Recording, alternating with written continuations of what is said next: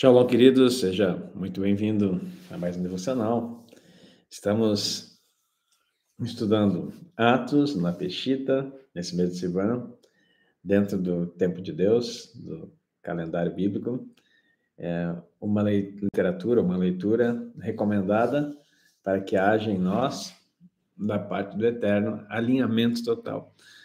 Tem sido, tem sido um tempo muito bom estar aqui com vocês e aprender muito sobre isso. Eu quero orar com você e aí nós já vamos dar continuidade aqui. Enquanto isso, você que está chegando, já vai compartilhando esse vídeo com mais pessoas. Não esqueça de curtir também. Se você é novo por aqui, se inscreve no canal e ativa o sininho das notificações. Assim você vai ficar sabendo todo o material, receber em primeira mão aquilo que nós estamos produzindo aqui para a edificação da sua vida. Então não deixe de compartilhar, não deixe de curtir ao entrar aqui já e também está se inscrevendo nesse canal. Vamos orar? Pai, em nome de Yeshua, eu quero agradecer por essa manhã, pela vida dos meus irmãos. Ó Deus, porque o Senhor tem cuidado de nós e chegamos a mais um final de semana, onde nós vamos entrar no teu Shabbat e poder descansar e saber que a tua palavra tem sido para nós uma direção. E muito mais do que um manual, ela tem sido vida. E que essa vida que vem do Senhor se manifeste em cada um dos meus irmãos, abra o nosso entendimento para receber a sua palavra. Nós oramos em nome de Yeshua. Amém e amém. Amém, queridos? Vamos lá, então. Já compartilhou?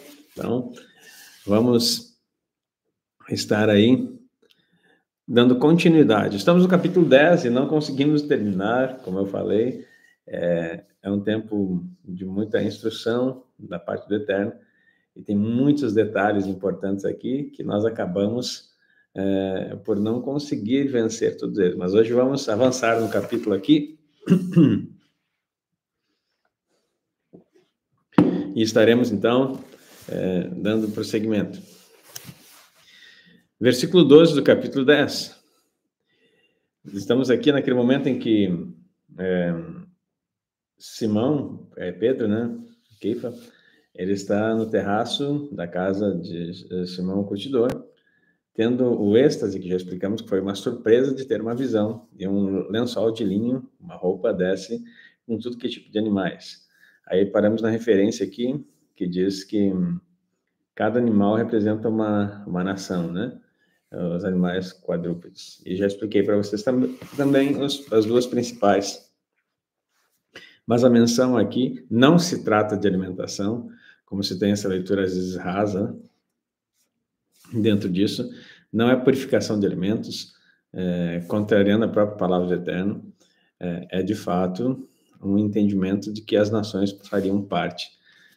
Nós estamos lendo aqui Cornélio, que até então, até ontem eu falei, aliás, no último devocional, falei que eu tinha um entendimento que Cornélio era um pagão, mas de fato não é. Era um tzadik, por isso foi atendido dessa forma. Então vamos lá. E nele havia todos os tipos, todos os animais de 4 pés, réptil da terra e ave do céu. E uma voz veio e lhe disse: Shimon, levanta-te, mata e coma.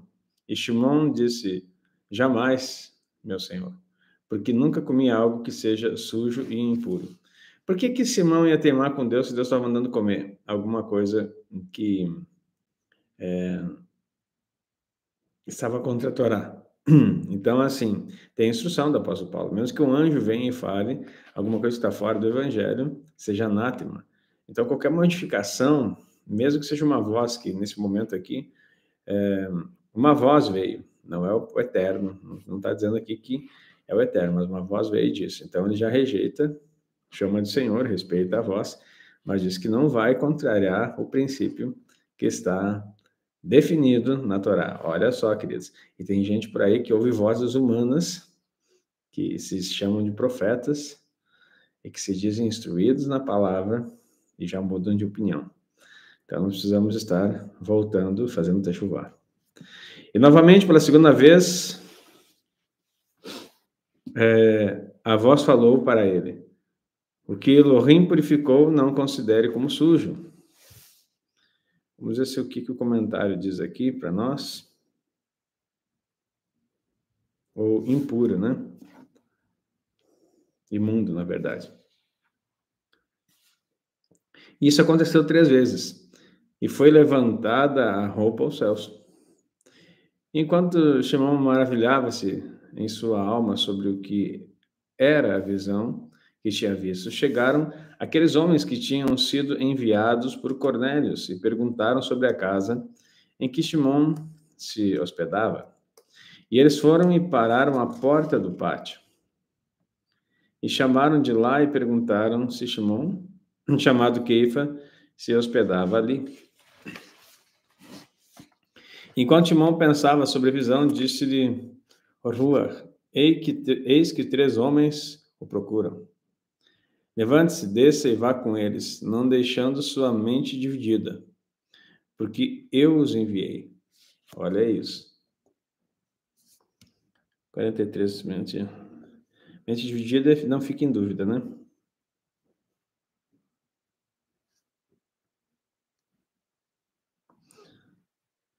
Porque eu os enviei. 244, se você tem a pechita, você pode ler comigo aqui. A referência diz assim, ó. De acordo com o pensamento judaico, os gentios e suas habitações eram impuros, como se constata em o Halot 18:7. As habitações dos gentios são ritualmente impuras. Então, eles não podiam nem entrar lá. Então, por isso que o Espírito disse, vai, que é eu que estou te enviando. Então, Shimon desceu até os homens e disse-lhes, eu sou aquele que vocês procuram. Qual a razão pela qual vieram? E disseram-lhe, há certo homem cujo nome é Cornélio, um centurião, um justo, que teme a Elohim e sobre o qual todo o povo judeu testemunha a sua retidão. Então, olha só, o povo judeu testemunhava da retidão. Ele era um gentil prosélito que estava já convertido e os judeus conhecia Elohim, guardava a Torá, fazia orações e de tzedaká. É disruptivo para mim isso, mas vamos lá. Foi dito em uma visão através de um anjo Kadosh para nos enviar e trazê-lo à sua casa e ouvir uma palavra de você. E Shimon os trouxe e os recebeu onde estava hospedado. E levantou-se no dia seguinte e partiu indo com eles. E partiram com ele alguns homens entre os irmãos de Yafa. E no dia seguinte entrou em Cesareia e Cornélio esperava por eles, reunindo-se com toda a sua família e também com os amados amigos que tinha. E enquanto Simão estava entrando, Cornélio o encontrou e prostrou-se adorando diante de seus pés. E Simão levantou-o e disse, levanta-se, eu também sou um filho de homem. Interessante que não tem uma referência aqui no 25 para essa questão de ele se prostrar, né, aos pés. Aqui que era a questão da idolatria que confirmava dentro do nosso entendimento que recebemos na teologia.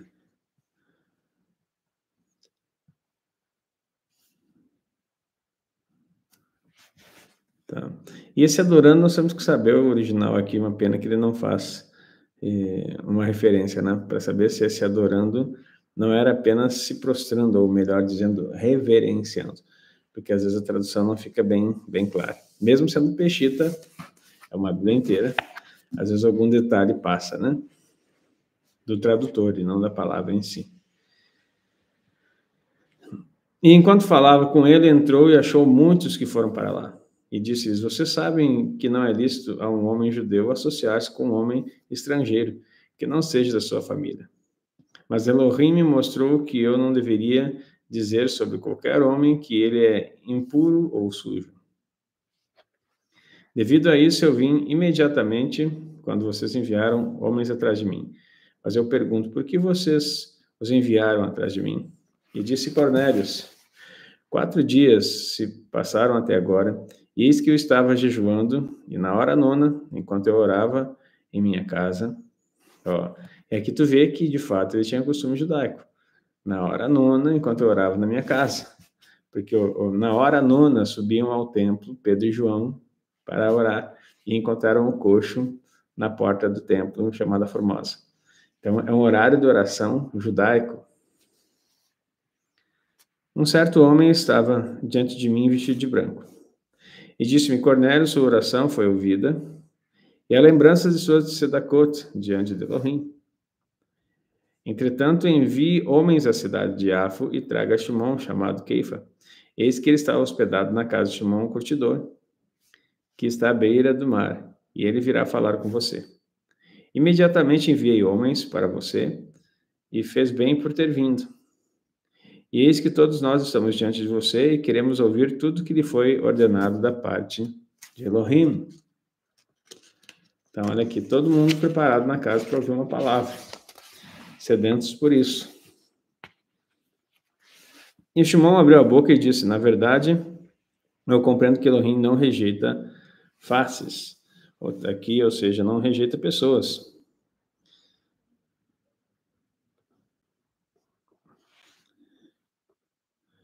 Keifa está afirmando que Elohim não faz distinção entre judeu e gentil.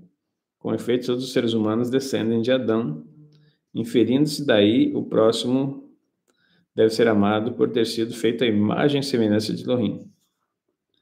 Um dos atributos de Adonai é a imparcialidade como juiz, razão pela qual não faz exceção entre judeus e gentios. Então, olha só, aí acabou essa questão racial, né? Deus não faz exceção de pessoas, e é isso que vai dizer uma das versões que você deve ter aí também. Mas entre todas as nações, aquele que o teme e o que pratica a justiça lhe é acessível. Cornélio temia Adonai e praticava justiça, cumprindo as mitzvot mais importantes. Então, ele era um prosélito que cumpria as mitzvot mais importantes. Amar a Elohim, ao próximo. O povo de Adonai não é constituído pela divisão étnica entre judeus e gentios, mas por uma distinção religiosa. Aqueles que temem a Elohim, reconhecendo que Yeshua é o Mashiach e praticando o que é certo, segundo as Escrituras. E aqueles que rejeitam Yeshua HaMashiach e que não praticam justiça. Olha aí, não é uma questão religiosa, agora é só entender o que está escrito lá, que cantavam o cântico de Moisés e do Cordeiro. Aqueles que guardam os mandamentos e os que têm testemunho de Yeshua. O que ele está dizendo aqui? O que define quem é do Eterno ou não é o seguinte ponto. É reconhecer que os mandamentos do Eterno e o testemunho de Mashiach. Você precisa entender que essa é a distinção que Deus faz. Não se é judeu ou gentil, se é gentil ou judeu, mas se você teme a Deus, Elohim, e isso não basta porque está escrito lá, Tiago escrevendo a carta, diz assim, você crê que Deus é um só? Fazes bem. Até os demônios creem e estremecem. Então, estremecer diante do Eterno, até os demônios fazem. Então, não é você ter medo. O temer a Deus, está escrito lá no final do livro de Eclesiastes, diz assim, de todas as coisas o resumo é, teme a Deus e guarde os seus mandamentos, porque esse é todo dever do homem. Então, o que acontece? Desde o princípio, desde da primeira aliança, o dever do homem é temer a Deus e guardar os seus mandamentos. O que mudou após a vinda do Mashiach? O Mashiach se revelou, então você tem que ter agora o testemunho do Mashiach. Teme a Deus, guarde os mandamentos com o testemunho do Mashiach. É esse o dever de todo homem. Então, isso é o que Deus espera de nós. E assim não há acepção de pessoas. Todo que fizer isso, não há acepção. Mas e a religião? Tiago responde, a religião pura e imaculada para com o nosso Deus e Pai, visitar os órfãos e viúvas nas suas aflições e guardar-se incontaminado do mundo. Isso é religião. Nós não fomos chamados para a religião, nós somos chamados para estar no Mashiach, para crer nele, para guardar os mandamentos do Eterno. Então, é isso que nós precisamos entender. Talvez aqui, talvez não, com certeza, Cornélio não guardava toda a Torá, até porque nenhum ser humano guarda todos os 613, você sabe disso e já expliquei, que cada mandamento tem uma característica e uma função. Tem para mulheres, homens não vão guardar, tem em específico era homens, as mulheres não vão guardar, tem para sacerdote, que nem homem nem mulher nem mulher vão guardar se não forem sacerdotes. E assim, subdivide-se em vários aspectos os 613 mandamentos. Todo aquele que diz que você tem que guardar todos os 613, na verdade, ele não estudou, ele não sabe do que está falando, porque a mente dele é uma mente educada na religião. Então ele fica criticando, se você quer guardar os 10, tem que guardar os 613. Na verdade, ele mal sabe que os 10 é o resumo dos 613 e que os 2, que Yeshua sintetiza ainda mais, é o resumo dos 10. Amar a Deus sobre todas as coisas e ao próximo como a ti mesmo. Está falando dos primeiros 5, que fala de Deus, e dos outros 5 que falam do próximo. Então, o que guarda Deus dá vida longa. Os primeiros 5 dão vida longa. O segundo dá riqueza e honra. Guardar os 10 sintetizou toda a lei. E toda a lei se sintetiza em 2 ações. Amar a Deus sobre todas as coisas e ao próximo como a ti mesmo. Nisso se resume toda a lei e os profetas. Então, é uma questão de entendimento. Então, não é uma questão de cobrança de mitzvot por mitzvot, porque você pode até executá-las sem kavaná.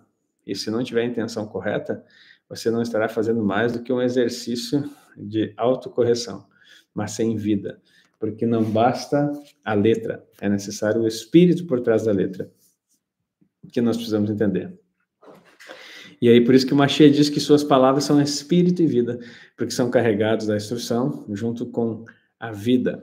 O espírito da letra, o espírito da lei santa, justa e boa, ela se manifesta com uma vida que age em você e traz os resultados que sem o espírito, a Ruach do Eterno, manifestado pela vida do Mashiach, você não conseguiria fazer. Olha que poderoso isso. Dá um glória a Deus aí, meu irmão.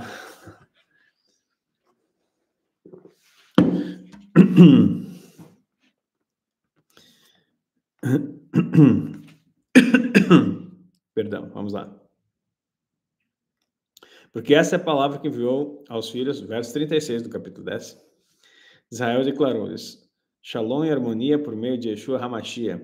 Ele é Adonai sobre todos. Então, para você entender o que ele é, Deus, vai estar assim, ele é Deus sobre todos. Não é isso que está querendo dizer.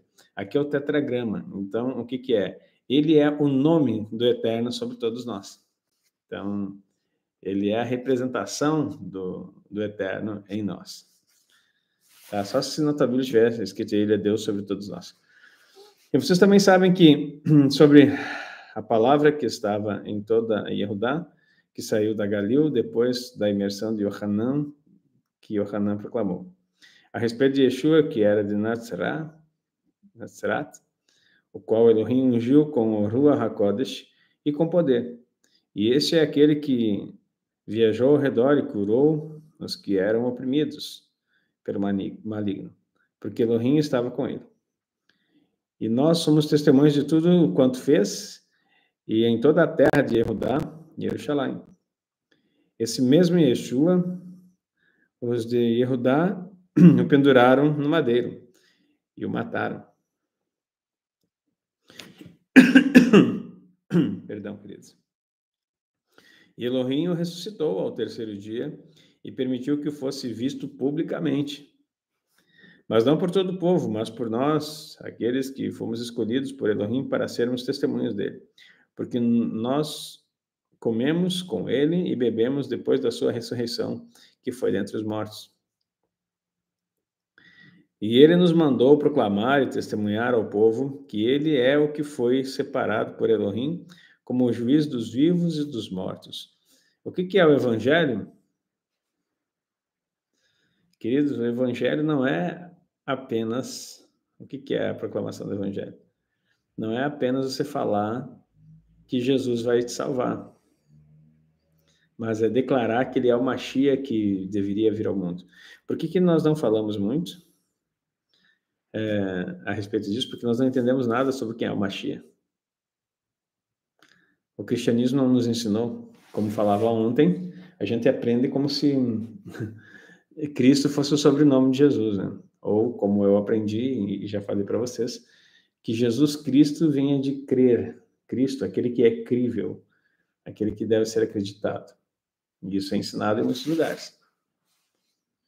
E Cristo não tem nada a ver, Cristo é uma palavra grega, nada a ver com crer. Cristo é uma palavra grega que quer dizer ungido. Ungido para um propósito. Se ele é ungido, ele tem uma função. Porque não se deita a óleo na cabeça de ninguém, sem que tenha uma função predeterminada.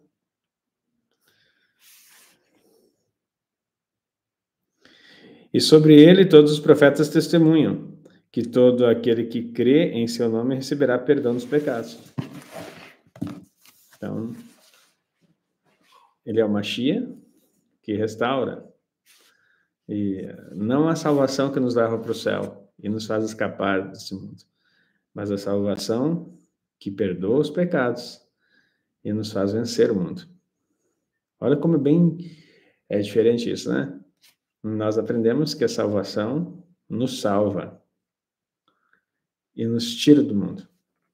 Mas, na verdade, a salvação nos perdoa e nos faz vencer o mundo. Bem diferente. A salvação não é tirar você de algum lugar.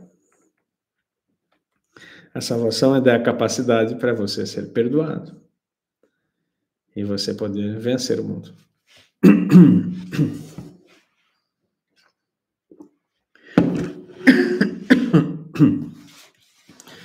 Vamos lá. E quando Shimon falava essas palavras, a Ruach HaKodesh repousou sobre todos os que ouviam a palavra. Aqui desceu, abrigou-se, protegeu. E surpreenderam-se e maravilharam-se os irmãos circuncidados que tinham ido com eles, porque também sobre os Goim o dom da Ruach HaKodesh foi derramado. Vamos ver o que fala aqui. Dádiva, presente, porção, né? Dom foi derramado, 261. De acordo com o pensamento judaico tradicional, que vigora até mesmo hoje, no judaísmo seria impossível que a Ruach HaKodesh repouse sobre os gentios. Porém, o livro de Atos demonstra que a Ruach HaKodesh desceu sobre os gentios incircuncisos na carne. Porque ouviram falar em diversas línguas e engrandecer Elohim. Deixa eu ver o que fala aqui a Peshita sobre diversas línguas, literalmente em língua. Em aramaico, duplicação da palavra é empregado para significar diversas línguas ou muitas línguas. Então, aparece aqui 2 vezes.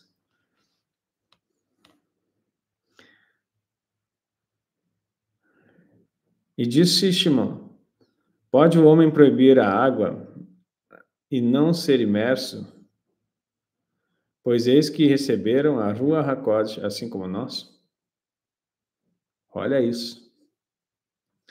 Então ordenou que fossem imersos em nome do nosso Senhor Yeshua HaMashiach. E rogaram-lhe que ficasse com eles alguns dias. Capítulo 11.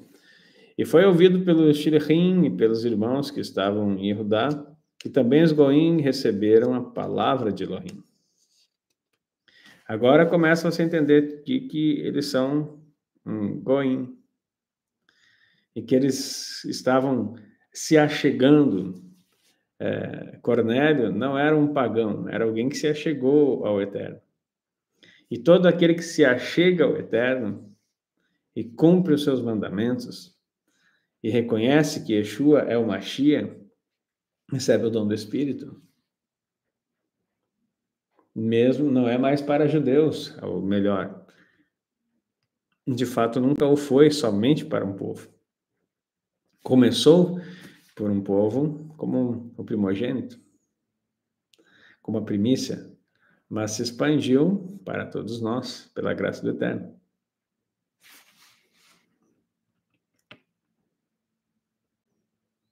E quando Shimon subiu a Jerusalém, julgavam com ele aqueles que eram da Brit Milá, da circuncisão. Ou seja, judeus de nascença. O que diz aqui? Na época havia judeus que proclamavam a Torá aos gentios e exigiam a Brit Milá, circuncisão. Desses com um requisito essencial para a conversão completa. Nesse sentido, explica Natan Alzubel que os antigos missionários judeus conquistaram muitos prosélitos e atraíram milhares de semi-prosélitos ou simpatizantes da religião judaica. Esses gentios eram ensinados sobre a guarda do Shabat, compareciam às sinagogas e ouviam lições a respeito dos princípios da Torá. Aprendiam o judaísmo gradual, isso é, pouco a pouco, aprendiam mais sobre a Torá até que estivessem prontos para a conversão completa, que exigia circuncisão. Antes da conversão completa, muitos judeus consideravam os gentios como impuros. No verso 9, a voz celestial disse a Keifa para não considerar gentios impuros, sujos, conforme se extrai dos versos 10 a 18. A partir do capítulo 10, o episódio concernente a Cornélios, o livro de Atos enfatizará a inserção de gentios na comunidade dos discípulos.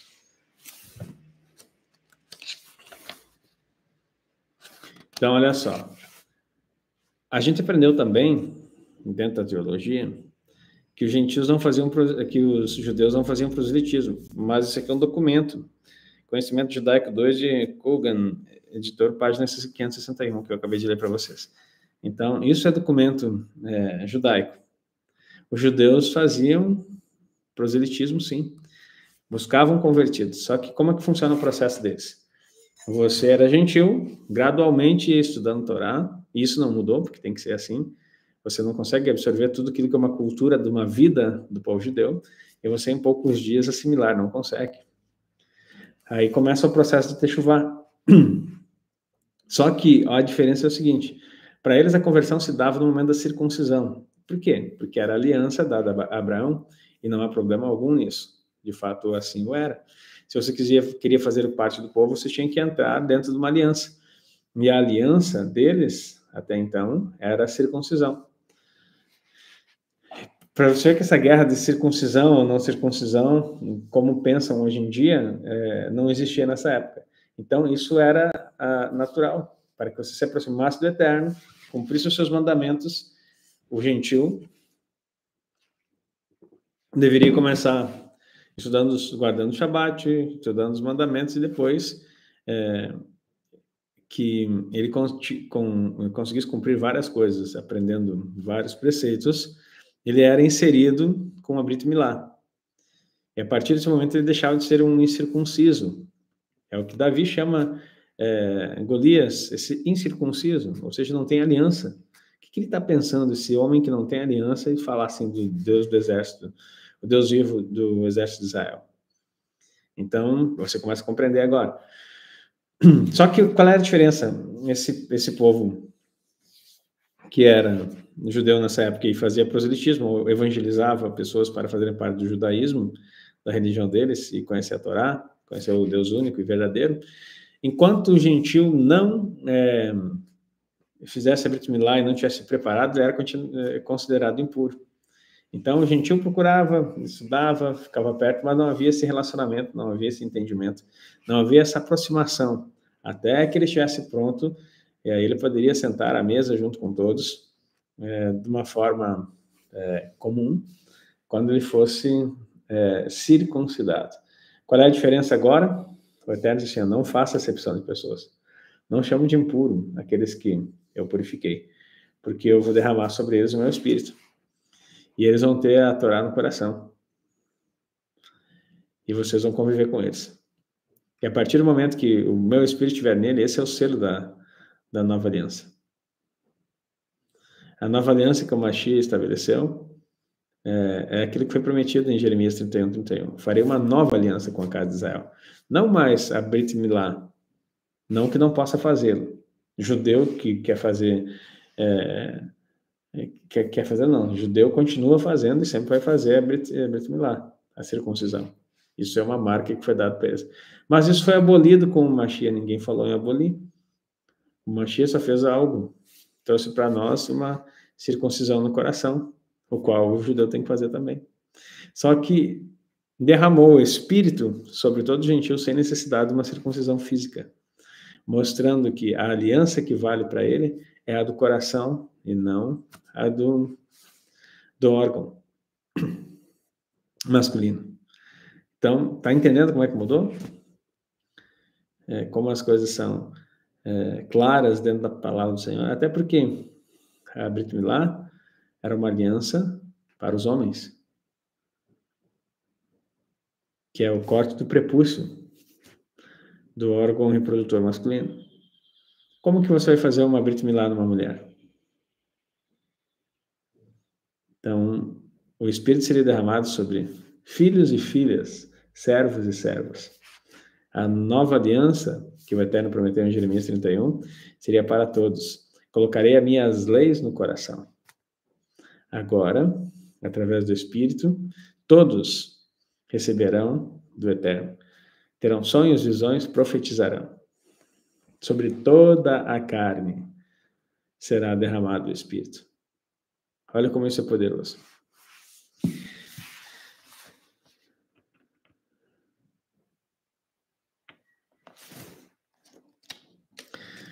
Verso 3, dizendo que ele entrou na presença de homens incircuncisos e comeu com eles. Então, olha só, tiveram comunhão. Isso foi um agravo para aqueles que tinham a revelação apenas da circuncisão. E Shimon começou a colocar em ordem os fatos, dizendo-lhes: enquanto eu estava orando em Afo, eu tive uma visão.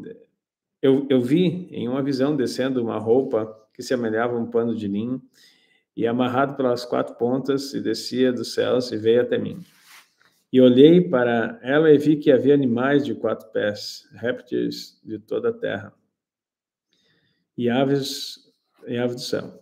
E eu vi uma voz que dizia: Shimon, levanta-te, mata e come. E eu disse: jamais, meu senhor, porque nunca entrou na minha boca o que é impuro ou sujo.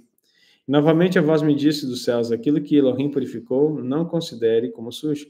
Isso aconteceu 3 vezes, e todas essas coisas foram levadas aos céus. Naquela hora, 3 homens que foram enviados a mim por Cornélios de Cesareia chegaram e ficaram no portão do pátio, onde eu estava hospedado. E o Ruach me disse: vá com eles sem divisão. E também foram comigo esses 6 irmãos, e encontramos a casa do homem. E ele nos contou como tinha visto em sua casa o anjo que se levantou e disse: envie homens para a cidade de Iafo e traga Shimon, que é chamado Keifa. E ele falará com você palavras para as quais viverão, vocês e toda a sua casa. E quando comecei a falar, a Rua HaKodesh desceu sobre eles, como descera sobre nós anteriormente. E lembrei-me da palavra do nosso Senhor que disse a Yohanan, Yohanan emergiu com água, mas vocês serão imersos com a Rua HaKodesh. Portanto, se Elohim igualmente deu o dom para os Goim, que creram em nosso Senhor Yeshua HaMashiach, como também deu para nós, quem sou eu para ser capaz de impedir Elohim? Olha que palavra aqui, né? A visão de Keifa, em Atos 10, 11, de 1 a 18, não versa sobre a abolição das leis alimentares prescritas na Torá, mas sim sobre a purificação dos gentios que foram admitidos no corpo dos discípulos e poderiam até mesmo ser imersos na Rua HaKodesh, ainda que fossem incircuncisos. Os gentios circuncisos que depositam a emuná em Yeshua HaMashiach são purificados e agora passam a fazer parte, os gentios incircuncisos, que depositam sua emuná em Yeshua HaMashiach, são purificados e agora passam a fazer parte do povo de Adonai. Nas palavras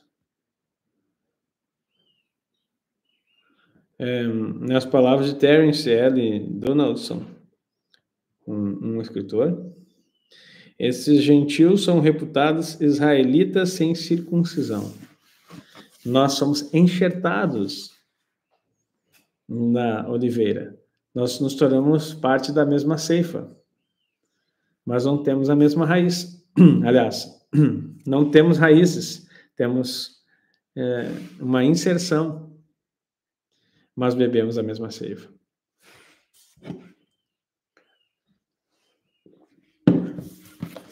E depois de terem ouvido essas palavras, eles ficaram em silêncio. E depois louvaram a Elohim e disseram: indubitável que também aos Goim, Elohim deu a Teshuvá para a vida. Olha que lindo isso. Existem diversos exemplos de Tanar acerca da Teshuvá realizado por gentios, tais como homens que seguiram Abraão quando saiu da terra de Ur, estrangeiros que saíram com os israelitas do Egito,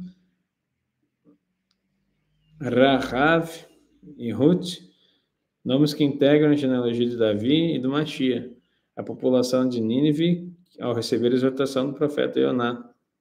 Então, tem vários exemplos na Tanar de Teshuvá de gentios.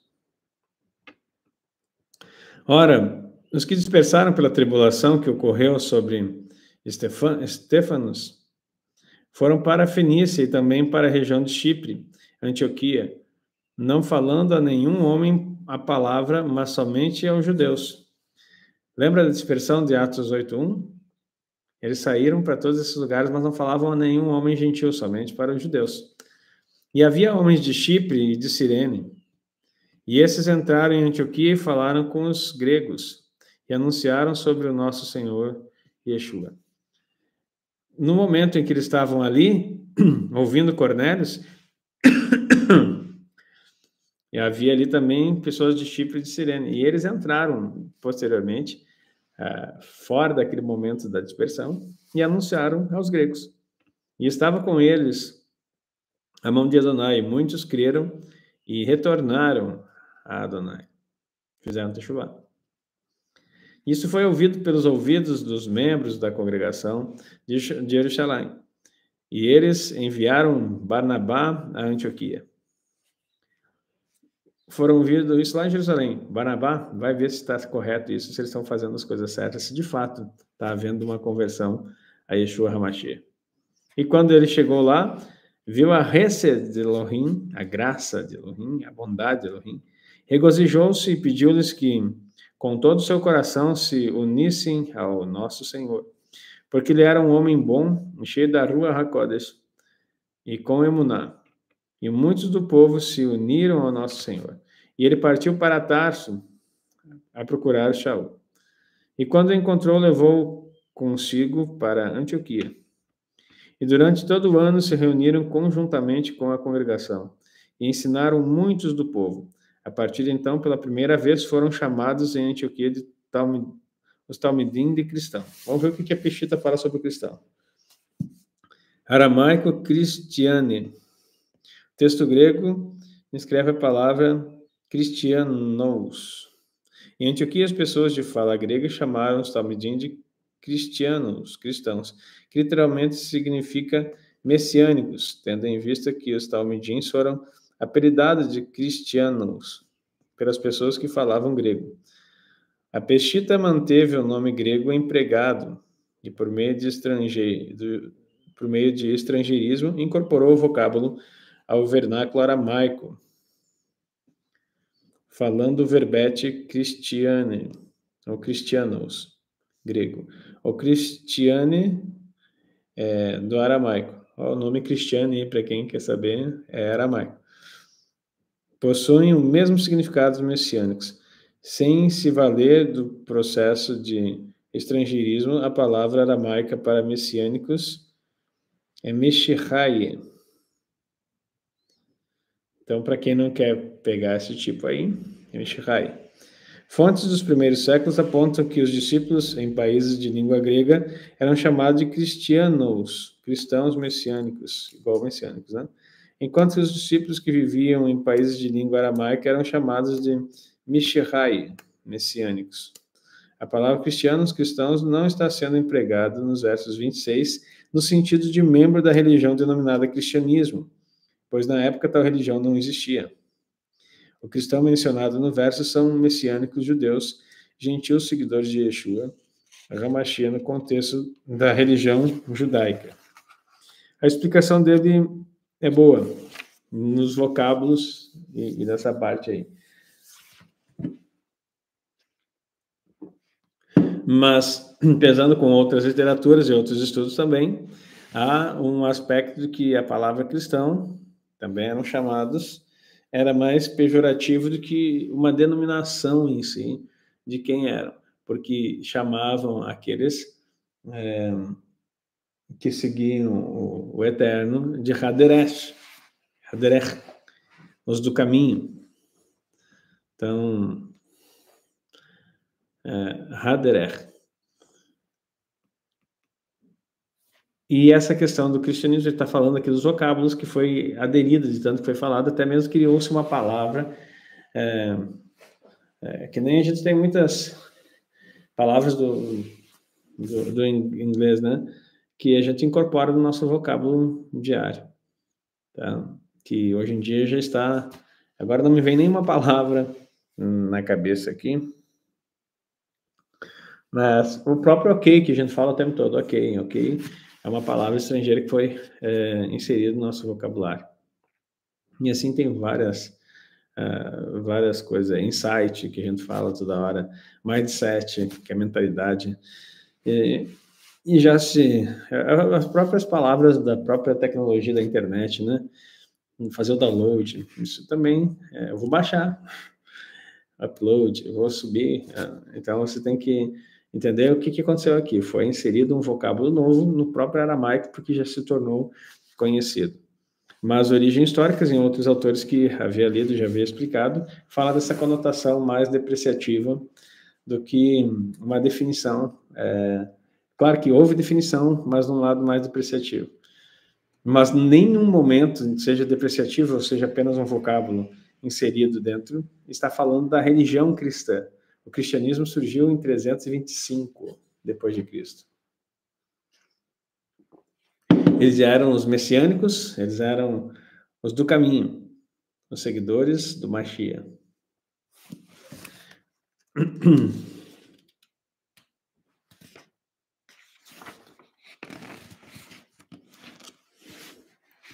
Naqueles dias, profetas de Jerusalém foram para lá.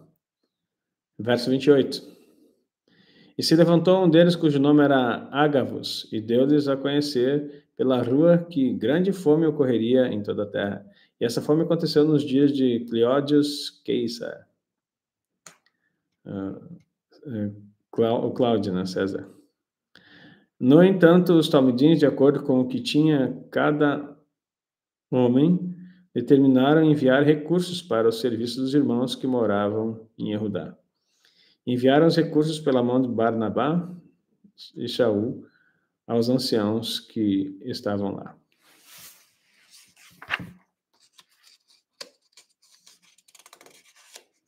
Dá tempo de ler mais um pouquinho? Vamos lá. Capítulo 12. Ora, naquele tempo, o rei Ordos, que foi chamado de Agripo, colocou as mãos sobre homens da congregação para lhes fazer mal. Por que ele foi chamado de Agripos? Vamos ver aqui. O rei Ordos, chamado de Agripos, Agripa I, governou a Judéia debaixo da autoridade romana entre os anos 41 e 44 d.C. Ele recebeu o título de rei por decreto do imperador romano Calígula, bem como todo, tá para ver o tempo aqui, né? 43, tá? 43 minutos já de... Bem como todo território que outrora estava sujeito à administração de Ordos. Então, na verdade, não é uma definição da palavra Agripa, era o nome dele e o porquê que ele foi colocado como rei. Verso 2, e matou a espada Yaakov, irmão de Yohanan. E quando viu isso, que isso agradara os moradores de Judá, procedeu para prender também Shimon Keifa. Isso foi nos dias da festa de Matzot. Olha que interessante isso aqui. Foi Matzot. Não lembrava se isso estava relatado na outra Bíblia, na outra versão. Mas já vamos conferir Atos 12.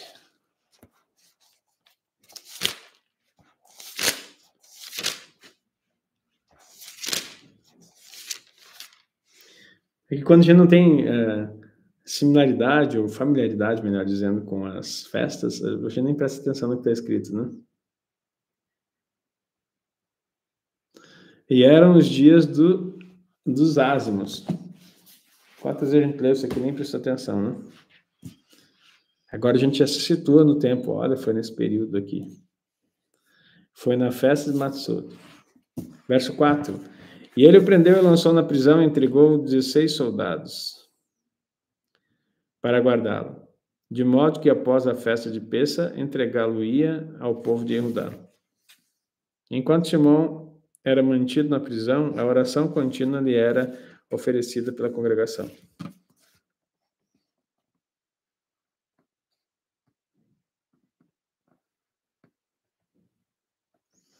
Então prenderam Pedro nas vésperas de Pessa.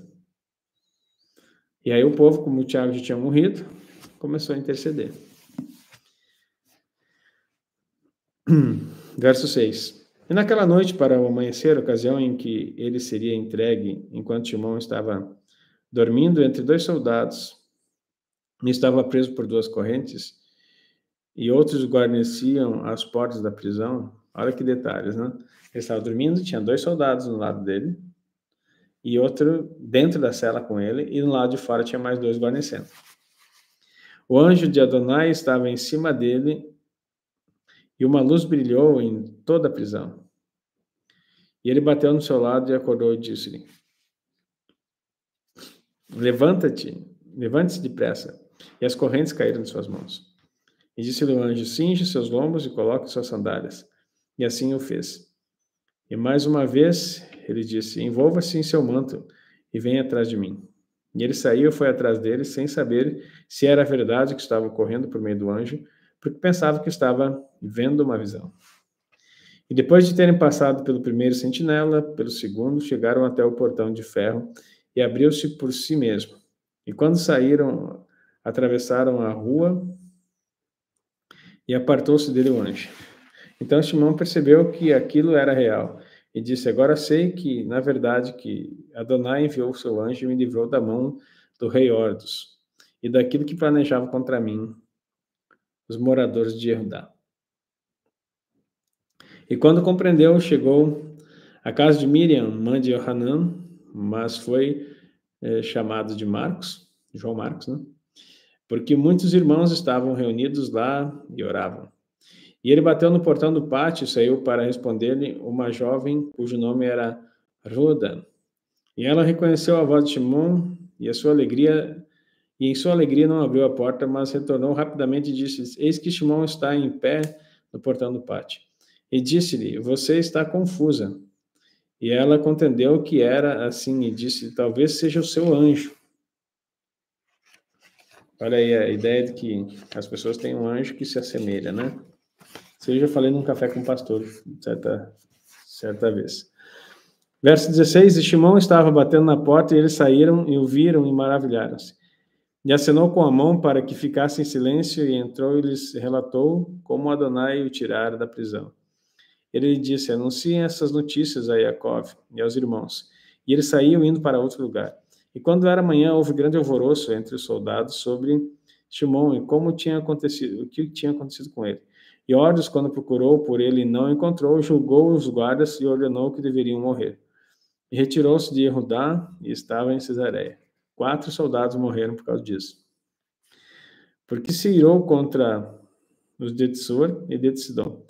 Eles reuniram e foram conjuntamente até ele, persuadidos por Blastus, o oficial do rei, e lhes pediram paz, porque a provisão do seu país vinha do reino de Ordos. Lembra que está um momento difícil aí? E um certo dia, Ordos estava vestido com traje real e sentou-se na cadeira de julgamento e falava à multidão. E todo o povo gritou e disse: estas são as vozes de um Deus, e não são de filhos dos homens. E porque Ordos não deu glória a Elohim naquela hora, o anjo de Adonai o feriu, e ele foi infestado com vermes e morreu. A mensagem de Elohim foi proclamada e cresceu. E Barnabá e Shaul voltaram de Jerusalém a Antioquia, depois de terem concluído o seu serviço. E eles levaram consigo Yohanan, que foi chamado Marcos. Deixa eu ver aqui. A punição por meio de vermes é aquela que perseguem o povo.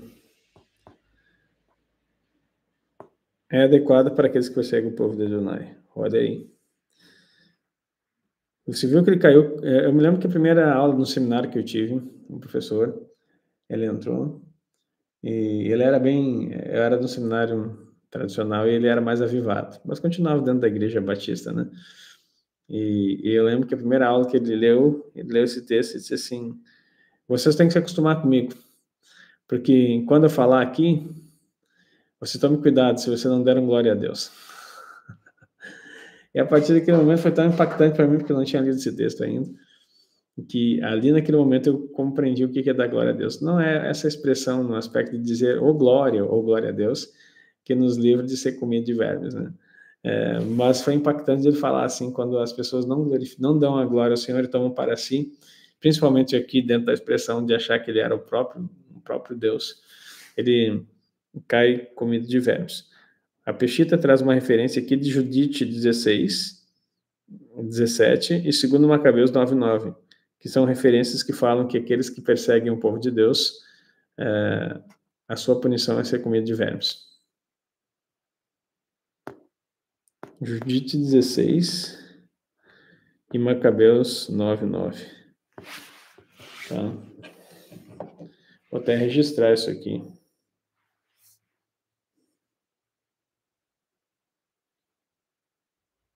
Para pesquisar posteriormente.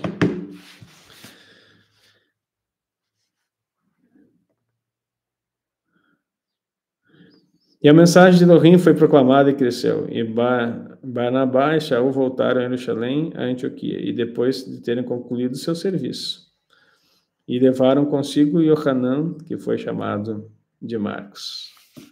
Bem, queridos, mais um capítulo, temos alguns minutinhos, mas acredito que não conseguiríamos ler em tempo o capítulo 13. Deixa eu ver aqui. Não, o capítulo 13 é longo.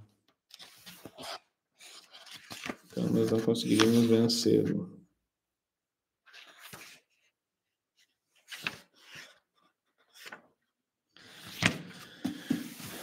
Deixamos, então, para o próximo encontro. Vamos orar? Pai, em nome de Yeshua, nós te louvamos por esse tempo. Peço que o Senhor abençoe cada um dos meus irmãos e que, nesse tempo que entramos no teu Shabat, que cada um, enquanto descansa, seja ministrado pelo Senhor. Eu abençoo a cada um, em nome de Yeshua HaMashiach. Amém. Amém. Amém, queridos. Muito obrigado por você estar junto aqui. Obrigado pelo seu tempo. Hoje, sexta-feira, você vai poder entrar no descanso do Senhor. Reúne em família. Aproveite esse tempo. Um beijo no seu coração. Shabbat Shalom.